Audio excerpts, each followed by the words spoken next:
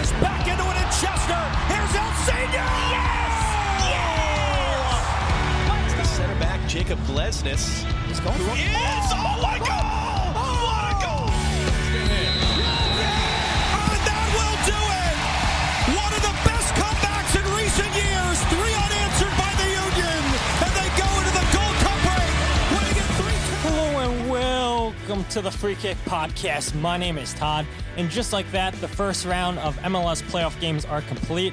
After Saturday's New York Red Bull versus FC Cincinnati match, the Philadelphia Union will take on FC Cincinnati for a third time this season, this Thursday at 8 p.m. at Subaru Park. And there's no doubt that this was a fantastic season for Cincinnati fans, commentators, and staffers alike, which, speaking of commentators, we're joined once again by FC Cincinnati commentator Tom Gelehrter, Tommy G. Tommy, thanks again for joining the podcast. How are you?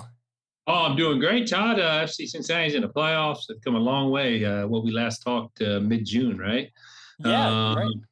I think that was when we first talked before the meeting in Chester, which was the first 2 meetings this year. And look, Pat Noonan has done a fantastic job leading this team. Obviously got them into the playoffs, coached them to a win, pushed the right buttons in the second half, trailing 1-0, and get to date. Like, it was destiny, right? Like, as the last couple of weeks of the season went on, and FC Cincinnati had chances to, lock in that playoff spot and then get closer to a seed. And, I kind of always felt no matter what was going to happen, they were going to be in that 4-5 because a win would mean a date with Jim Curtin and the Philadelphia Union. And here we are, ready to rock. Yeah, it's crazy how that works out, right? Because I was watching that Cincinnati game against New York Red Bulls, and I'm like, man, Matt Mizaga, it's a homecoming game against New York Red Bulls, and now you have Sergio Santos and all those guys at a homecoming game against the Union again for a third time this season. And I know that game's going to be a blast. But, I want to say it's been such a joy listening to you, Kevin, and Alex this season on the broadcast, just seeing the smiles on you guys' faces after a win. And you can hear the excitement in your voices. And I guess winning will do that for you guys, right? Yeah, absolutely. Look, it's not a secret the last 3 years have been tough.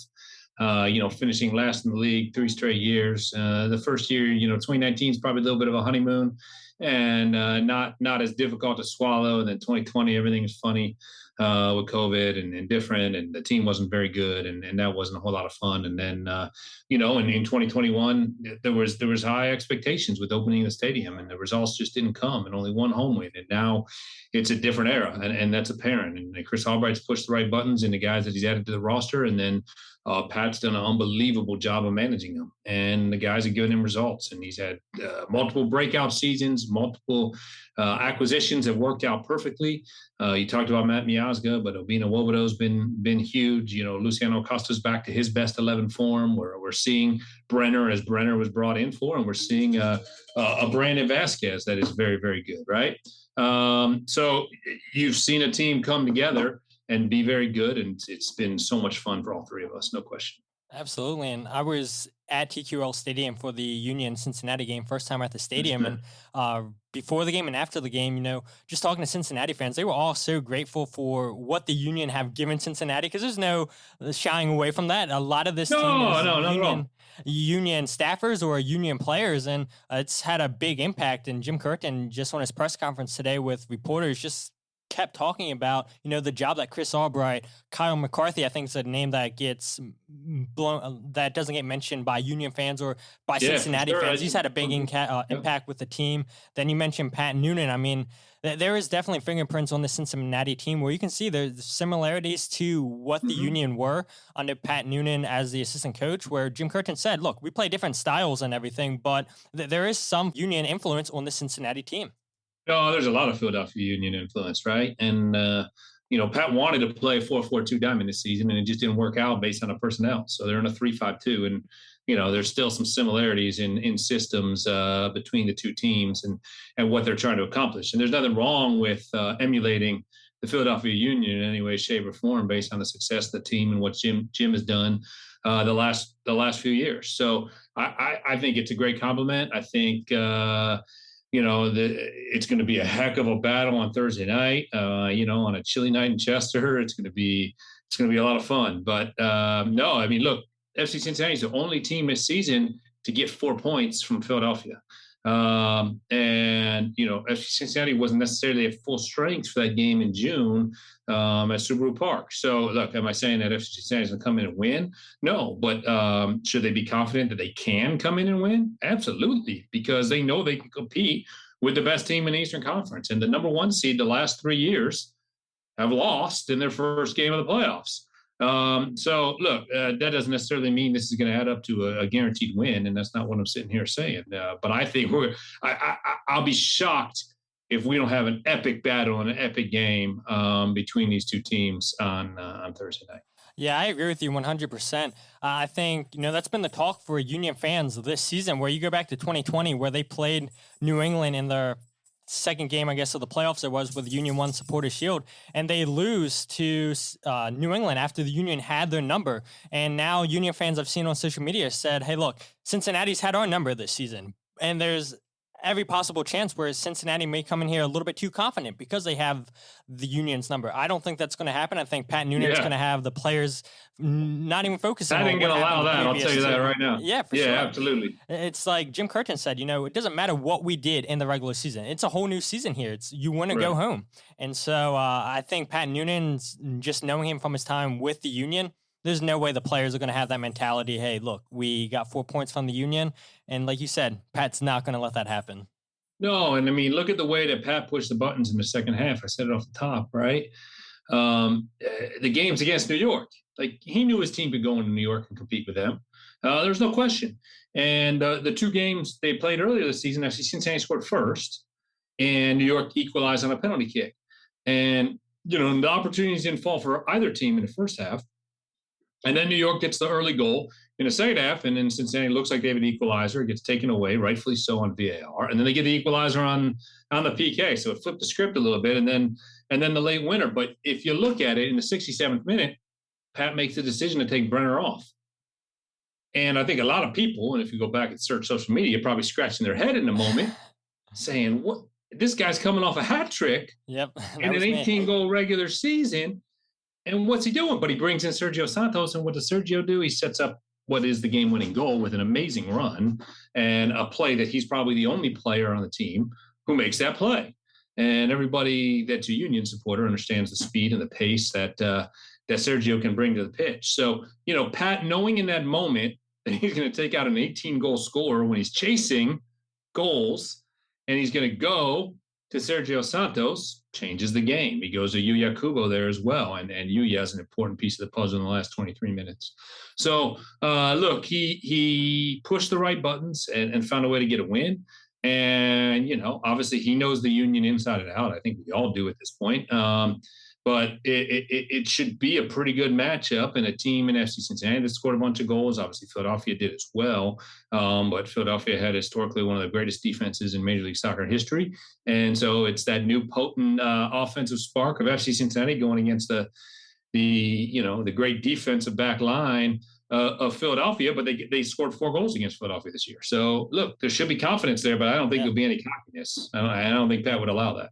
No, I agree with you too. It's like I just roll my eyes reading these comments on social media. It's like, I respect people's opinions, but there's no way that's happening in this game. And you brought up a lot of good points there that I want to eventually get to about the defense of Cincinnati. You brought up Sergio Santos, and we all know it here in Philadelphia.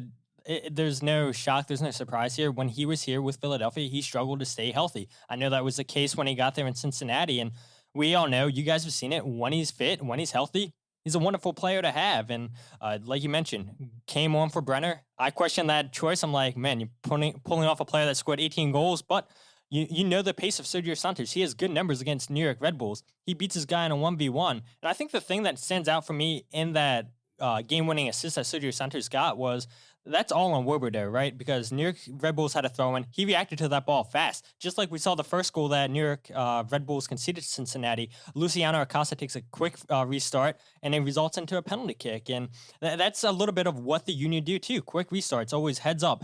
And Woberdo finds Sergio Santos. There's these 1v1 versus Dylan Nealis, I want to say it was, and Sergio's going to beat him with pace all day. And then you have Brendan Vazquez beating Aaron Long with pace. And so, I mean, that was, in my opinion, a typical Union goal. And Cincinnati fans, I'm sure, aren't used to seeing that. But, this is the type of season Cincinnati have had this season where they have career wins with 12, I believe. The previous was 6 wins at home. And this is a completely different team. And like I talked about a little bit ago, it doesn't matter what happened in the regular season, the playoff time, it's all different and everything. But I want to get your opinion just in his short amount of time. What are your thoughts on Sergio Santos?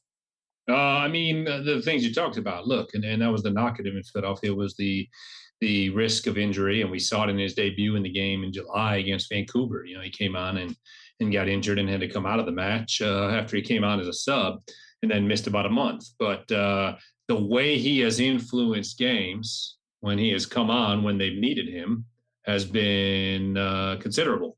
You know, he comes into the game at Seattle, which ends up in a 1-1 draw and was 1-1 at the time. So they're chasing a road goal and, you know, some points on the road. And he comes in and makes a run and gets behind the last defender and gets dragged down just outside of the 18. And it's a dog-so situation and a red card in Seattle. So, you know, that's a direct result of his play. And we've seen other, situations where there's been a penalty kick because of his play. The San Jose game sticks out on September 10th, when they were already pummeling the Quakes, and he comes in and makes a run in the box and gets dragged down and sets up a penalty to make it 6-0. So, you know, there's, I think he's been very good, and he's a very important weapon in games like this, right? Where there can be, 120 minutes played, right? And certainly you're looking at that in the game in New York, and you're like, all right, well, you could still have Sergio coming into this game for quite a while. He came in 67 minutes, so he could be playing 53 minutes. And as that back line wears down for New York, and that's exactly what we saw, he makes that amazing run. He makes the pass and puts it perfectly where Carlos Cornell can't sell out and come to get that ball, and Brandon Vazquez is easily able to put it past him. So, look, it's a perfectly set up situation by Sergio, and you saw what he's capable of. And how can you not love that, right? Like, I think he's proven that he's a very important piece of the puzzle coming off the bench. Like, we're not going to see him start right now unless, unfortunately something were to happen, because you have two 18-goal strikers, right? So he's not going to get a chance to start, but if they decide to bring him back next year, sure, he'll be a guy who can fill in and get starts when Brenner needs a day off, or when Brandon Vazquez needs a day off. And in the meantime, he's going to come on for whether it's 10 minutes or 20 minutes or 30 minutes and bring that pace. And that changes things so quickly. And obviously Pat Noonan, like I said the other day, he knew that was the button to push to bring in Sergio, and he pushed it, and man, did it work out. Absolutely. And I loved how the cameras went to the Cincinnati fans after both goals and everything. You can see the joy on their face and everything. And I'm sure some of them are probably still living in as it's a fairy tale. Like, did this really just happen? But I guess the whole season for Cincinnati fans has felt like a fairy tale. And there's no doubt that they're the underdogs in this game. But, for the longest time, the Union were the underdogs, and they succeeded in that role. And I think Pat Noonan, again, is going to have Cincinnati up for this game. Hey, look, we know we did this season, but it's a brand new season in the playoffs, and those guys are definitely going to be up for it. You talked about the defense there a little bit ago, and I think, in all honesty, the New York Red Bulls match was the perfect game for Cincinnati to get ready for the Union. And why is that? Because of all the crosses that Cincinnati faced. You had Matt and Nick Hagelin. I believe they had 22 aerial duels won or something like that. And their performance was a big reason why Cincinnati was still in that game despite being down 1-0. Obviously, you have the goal that's called off. Jeff Cameron takes a deflection, barely off sides. And when you look at a player like Matt, he played his first game, I believe, in August against Atlanta, and he's played in 11 total games for Cincinnati since he joined from Chelsea. And during the time, Cincinnati, they've only lost one game, 5 wins, 5 draws, and the most goals that they conceded in one game was 3 against Chicago. But how impressed have you been from Matt during his early stint too? Just like Sergio, I mean, both picked up in the summer transfer window, and both have had a huge impact for Cincinnati. No, he's been massively important, right? Matt was a guy who was brought in to bolster the back line. They knew they needed another center back there with Jeff Cameron and Nick Hagelin, and they went and got him. But it's like, well, I remember asking, how much can he contribute in 10 games? You're already 2/3 of the way through the season. You're asking a guy to step on and contribute straight away. Yeah. And so he was introduced, if you remember that game at TQL Stadium when they won 3-1 against the Union. So his first experience was good. We had him on the broadcast that night. And then the next week, he debuts against Atlanta and he scores a goal, right? And does well. And then he goes to New Jersey and he scores a goal there.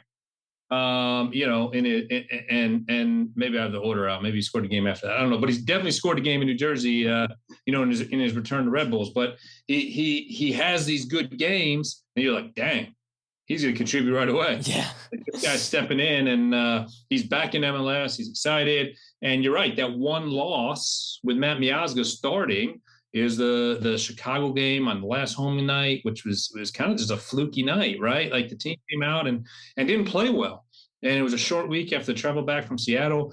So I don't know why they weren't great that night, but they weren't. And as Chicago grew into that game and grew in confidence, they got the 3 goals, and then they were that far away from a draw. Yeah. Like Alvaro Barrios almost snuck that ball in, and if he does, then they haven't lost with Matt Miazga starting. So look, just 2 losses now in 21 games. For FC Cincinnati dating back to the start of June. So, Miazga has bolstered that back line, and he brings leadership and experience. And I think he elevates the play of the 2 guys next to him. When you talk about the crosses and winning those duels, and they were spot on in managing that play in that win against New York. Yeah, and a lot of that too goes to the coaching staff, right? Having the players ready and the positioning, knowing where the crosses are going to come from, and I think Union fans might kill me for saying this, but I have such high respect for Cincinnati. Like, if the Union do go out against Cincinnati, I want Cincinnati to go and win it all because of the connections with the Union. But on top of that, I think, I'm a fan of the Union, but I'm a fan of MLS as a whole, where I want the league to do well. So when you have Cincinnati doing well for the league, that's great for the league. You have owners that are going to spend, but you have somebody in Chris Albright who knows what he's doing in MLS. And so he's going to get in the right pieces. And the more you get owners, front office staffs to buy into the MLS, you're just going to have an overall better product.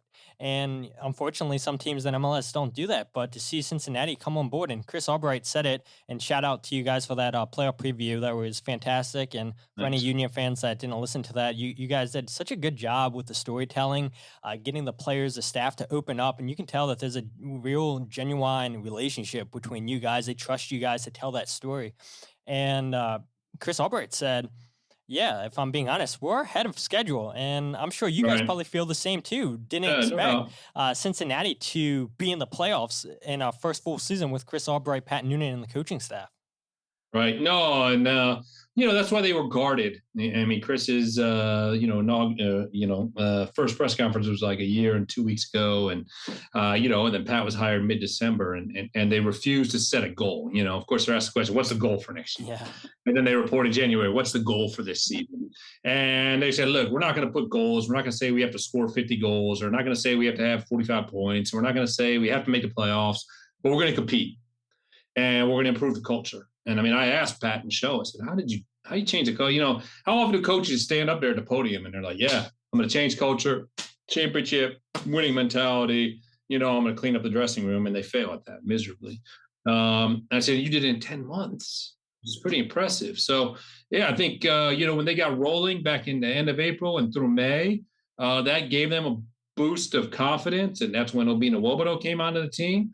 And then you flip it to June, and you start with Philadelphia in the first game after the international break. You get a draw. You're like, okay. And then you beat Orlando. Then you score 4 on New York City, even though that was kind of a tough one, but the way it had played out. But you're like, this team's pretty good. And then obviously, the rest is history, and here we are. A little bit ahead of schedule. And at the same time, ownership gave Chris money to go out and bolster the roster this summer by bringing in Obina, by bringing in Matt Miazga, to make sure that they had the pieces to be where we are. And so now they get a chance to knock off the number 1 seed in the East. And if you do, you're in the conference finals all of a sudden. So, I think in many ways they're playing with house money. And now we'll have a little bit additional roster flexibility, which is really exciting for FC Cincinnati fans. When you look at what Chris did with limited flexibility because of some previous contracts, now he'll have a little bit more money to work with, a little bit more cap space, and to see what he can do during this offseason. For sure, and I'm like you said, playing with house money. And that's the exact words that Jim Curtin used in his press conference today to describe Cincinnati. It's 100% spot on. And when you look at just Cincinnati throughout the season, I mean, so many franchise highs. Like I mentioned a little bit ago, most wins 12, previous was 6. Home wins 6, previous was 3.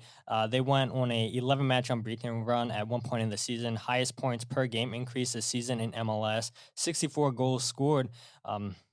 I'm sure you might say the playoffs, but other than the playoff win, what's really stood out to you the most with Cincinnati this season? Well, I mean, obviously the ability of the attack, right? I mean, I don't think anybody would have sat here preseason and predicted Brandon Vazquez would have 18 and Brenner would have 18, right?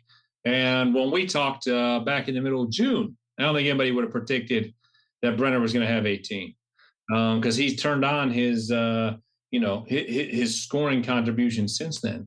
So, you get 36 goals between the two of them, and then another 10 from Luciano Acosta, who ends up with 19 assists. That's tied for the 4th most assists in league history. So, yeah, I mean, the way that they've gotten the offense clicking on all cylinders after, 3 years of the team really having a hard time finding the back of the net.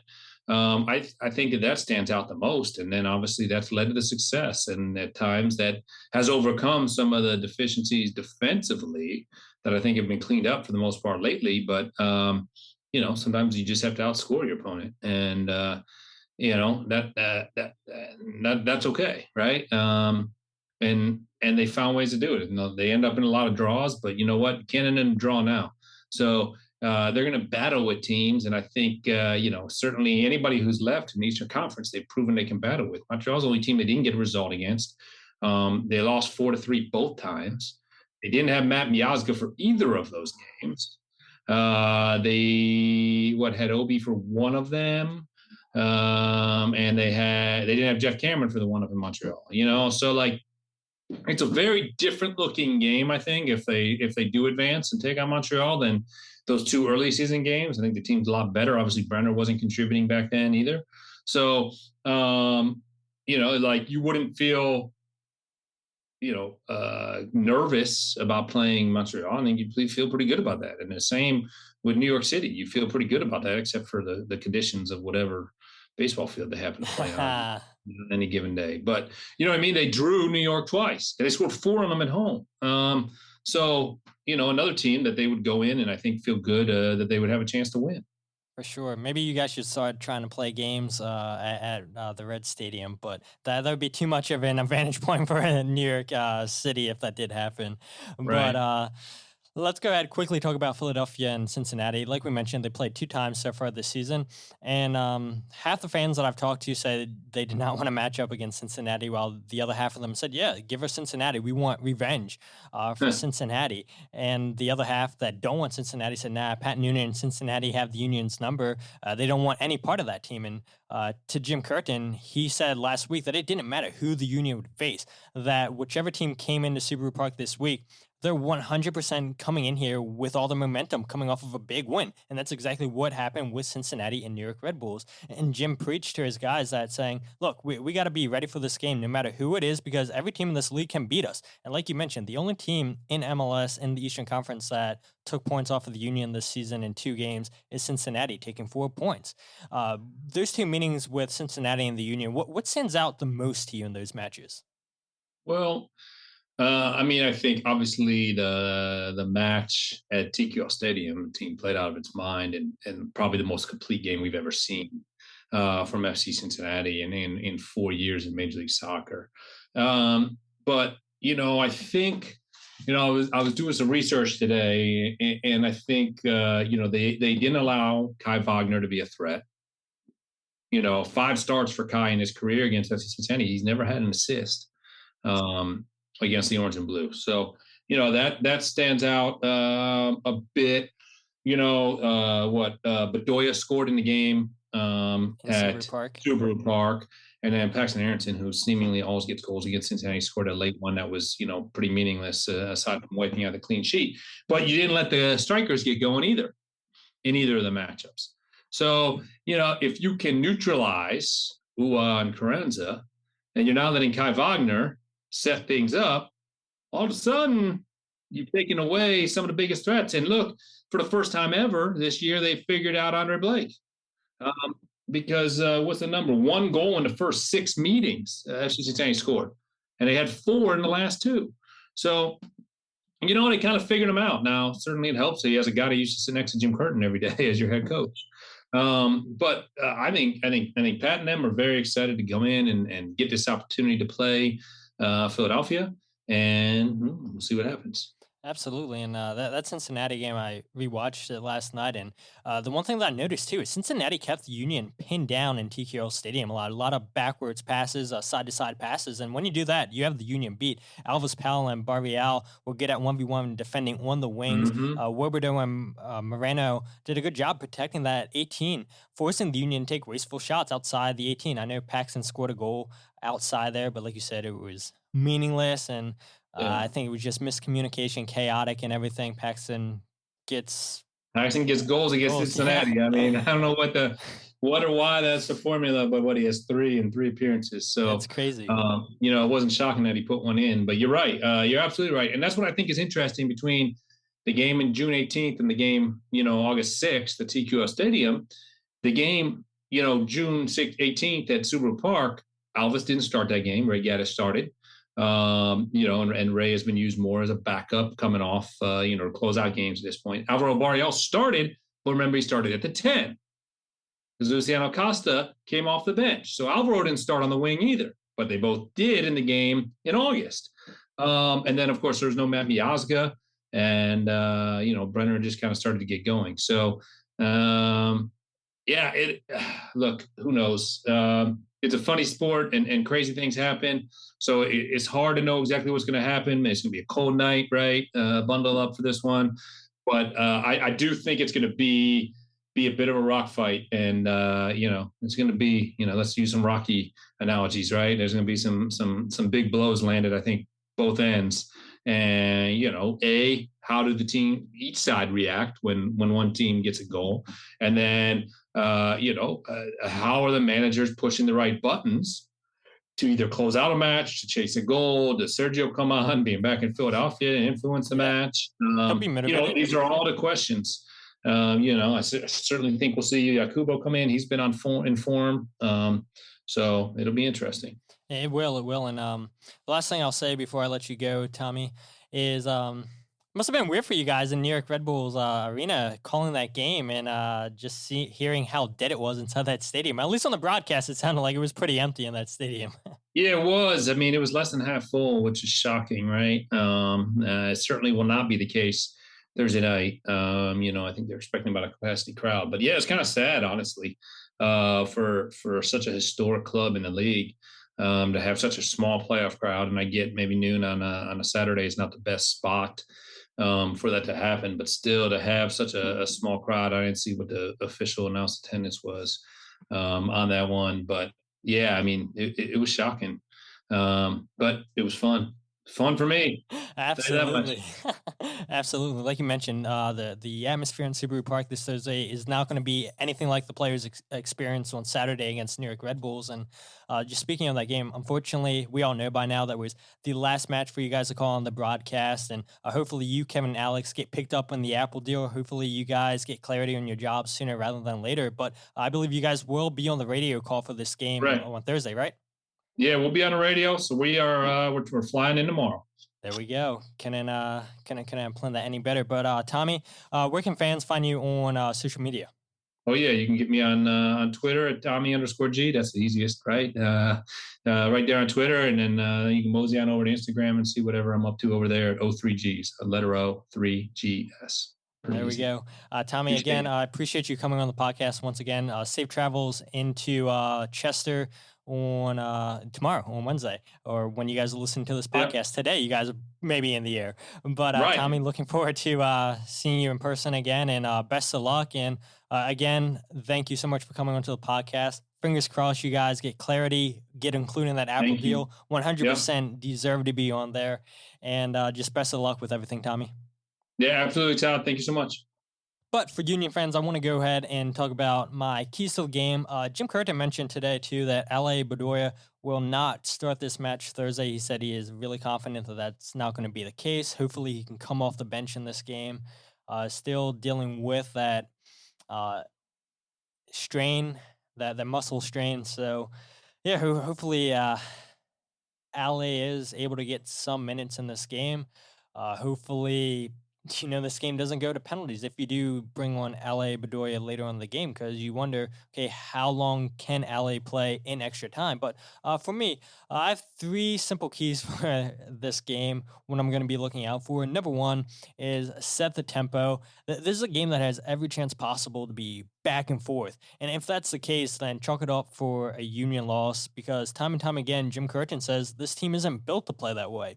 And this Cincinnati team sure is, with the amount of 4-4 or 3-4 games that they've had this season. Like Tommy said, 2 times this season, they lost 4-3 to Montreal. They've proven that they can score multiple goals throughout games.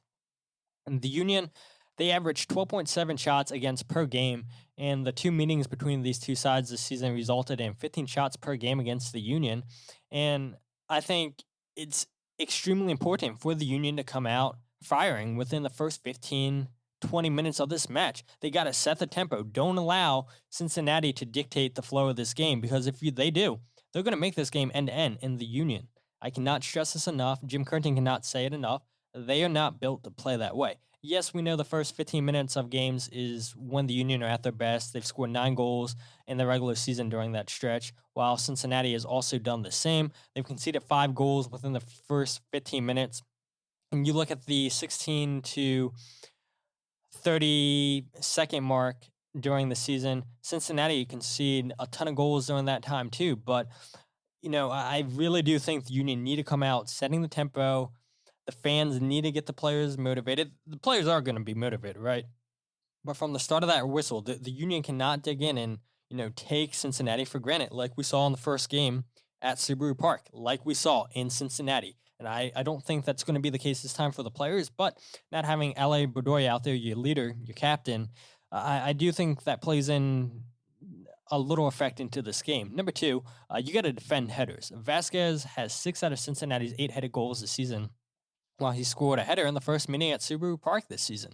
The Union have given up 6 headers in the 2 matches against Cincinnati this season, and I think that's an area where the Union overall just need to defend better.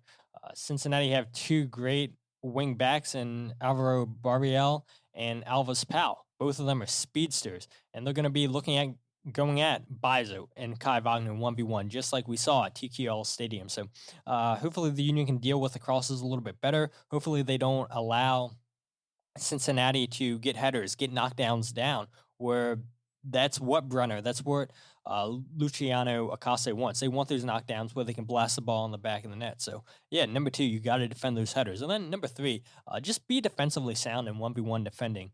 Speaking of Alvaro, you look in Cincinnati, what happens? He's playing as a wingback. The 3rd goal in that game, he cuts inside. He starts outside. You have Acosta, who's a little bit tucked outside to the left, and then he's cutting inside with the ball. But here's Barrial cutting inside. Jose Martinez doesn't track the runner. We saw Jacob Glesnes, Jack Elliott in Cincinnati make defensive mistakes. And so I really, really want to see the Union be defensively sound. Jim Curtin, in his press conference today, said Jose Martinez can't be the only one tracking Luciano Acosta, because if he does, that opens up the whole middle of the field for Cincinnati. They're going to be playing line-splitting passes against the Union. And so it's important that Flock, McGlynn's probably going to get the start since LA can't go, that they are also tracking the run of Acosta, where it's not just on Jose Martinez. And now Acosta has pulled Jose out of position, and now you're really leaving your 2 center backs exposed. So I want to see better 1v1 defending. If the Union do that, I do believe they can get a victory against Cincinnati. But whoever wins this game 100% is winning the MLS Cup this season. Both teams are extremely fun to watch offensively, where you can make a case for either team that has the best front 3. I think it's extremely close, where the Union's front 3 scored 49 goals, where FC Cincinnati scored 46. I mean, It doesn't get better than this, watching front threes in MLS. And so I think this is going to be a very, very tight game. I'm not going to give a prediction because I haven't done that all season long. And don't want to jinx anything if you guys believe in that kind of stuff. But I will say, I think this game's going to go to extra time. Will it go to penalties? We shall see. But I think this game is definitely going to go to extra time. I guess the Union were probably hoping that New York Red Bulls could have taken Cincinnati to extra time, but that was not to be the case. Like Tommy G and myself were talking about, Sergio Santos changed that game. I think Sergio Santos is going to be a big weapon off the bench. And of course, the Union players are going to be motivated to play against Sergio. The Cincinnati players that were former Union players are going to be motivated to beat the Union, to show Ernst Tanner in the front office, hey, look, you should have offered us a contract. You shouldn't have traded us. You shouldn't have let us go. And so there's a lot of motivating factors in this game. Both teams know each other extremely well. I know some of you guys, like I talked about a little bit ago, some of you guys were worrying, saying this is the worst possible matchup for the Union. And we'll see. This is a great matchup, and I hear you guys saying that you want revenge against FC Cincinnati, just like you guys are saying you want revenge against New York City. But let's take it one game at a time. Let's see if the Union have it in them. I know one thing's for sure. That atmosphere is going to be electric.